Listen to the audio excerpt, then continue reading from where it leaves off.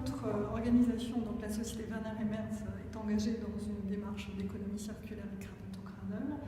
Benoît? Eh bien, en fait, quand on est dans l'écologie depuis 30 ans, comme c'est le cas de notre société, il était important d'avoir une philosophie et un modèle d'économie circulaire extrêmement exigeant et extrêmement abouti. Donc il y a 5 ans, lorsqu'on s'est engagé dans cette démarche cradle to cradle, on a voulu prendre ce que l'on considérait comme le mieux au niveau donc, du modèle d'économie circulaire pour nos produits. Alors, pourquoi notre entreprise s'est-elle engagée dans cette démarche? Tout simplement parce que nous sommes une entreprise qui est ancrée dans tout le sujet du développement durable et on est convaincu que le défi de la planète se pose à tous. Et chez nous, Tarkett, on a considéré qu'on devait se positionner sur le sujet. Et donc ce sujet du développement durable, ça passe par concevoir des matériaux sains pour la santé, de les fabriquer, de les poser et de les recycler. Et tout ça, ça recoupe le sujet du C2C. C'est pour ça qu'on s'est penché là-dessus. Armstrong Plafond possède toute une gamme de systèmes de plafonds certifiés cradle to cradle. Le but étant d'avoir une offre éco-responsable nous permettant de nous démarquer de la concurrence et d'amener justement une plus-value à l'ensemble de nos clients avec des systèmes performants mais aussi éco-responsables. Nous, notre vocation en fait, c'est d'aider la transition d'un paradigme des déchets qui coûte en fait aux propriétaires des ressources usagées à un paradigme de la ressource où ça va leur rapporter de l'argent, en même temps qu'il va avoir un impact positif sur l'environnement parce qu'on va aider à régénérer les ressources.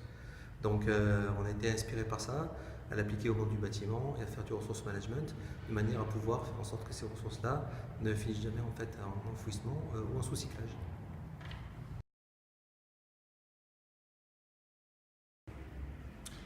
Alors moi, ce qui m'a le plus marqué, c'est déjà le détail et la présentation extrêmement claire de la démarche cradle to cradle faite par les différents intervenants et qui était très inspirante selon moi pour des gens qui venaient découvrir donc, ce qu'était le C2C.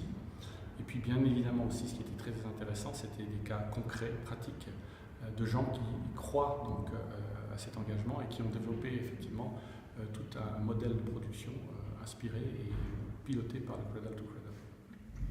Alors, pour ma part, ce qui m'a impressionné, c'est que finalement beaucoup d'entreprises intervenant dans l'univers du bâtiment ont déjà commencé une réflexion et ont déjà abouti à des vraies propositions éco-conçues avec cette réflexion d'économie circulaire.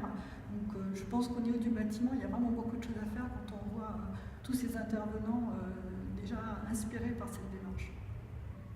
Alors ce qui m'a intéressé le plus ce matin, alors on a eu l'intervention à la fois de beaucoup d'industriels, mais également une intervention de la région Bretagne et puis de la communauté C2C qui a expliqué de quoi on parlait.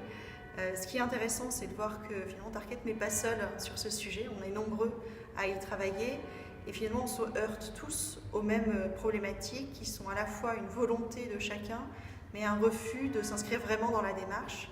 Et ce que ça a éveillé en moi, c'est ce besoin de travailler ensemble, de se réunir pour proposer des solutions communes pour avancer.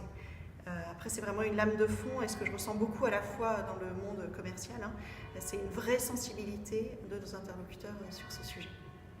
Ce qui m'a fortement marqué ce matin, c'est la présence d'énormément de monde dans la salle, ce qui montre bien la prise de conscience de tout le monde du fait d'avoir des produits éco-responsables dans la gamme chez les fabricants, en tout cas en ce qui me concerne. Il y avait à la fois des fabricants, des promoteurs, des bureaux d'études, des économistes, des gens qui travaillent dans des régions. Donc, ce qui montre bien que tout le monde est de plus en plus conscient qu'il est important d'avoir des produits éco-responsables. Ce qui m'a le plus intéressé, c'était la réaction du public, puisqu'en fait, il y avait pas mal de questionnements, il y avait pas mal de découvertes. C'est-à-dire qu'on s'aperçoit aujourd'hui que s'il y a davantage d'informations partagées et davantage de coopération entre les différents acteurs et qu'on commence effectivement à imaginer des écosystèmes entre ceux qui ont des besoins en matière première secondaire, ceux qui ont des gisements, ceux qui ont des capacités de transformation, alors on peut vraiment créer ensemble de la valeur ajoutée et du coup ne plus, on va dire, opposer l'écologie et l'économie. En fait, plus on va faire du business dans ce contexte-là, plus ça va être bon pour la planète et puis dans des écosystèmes qui sont profitables et rentables. C'est pour ça que on a développé depuis différentes années en fait la plateforme iUpcyclea justement pour pouvoir créer des écosystèmes générateurs de valeur grâce à la coopération des parties prenantes au niveau des ressources et des compétences.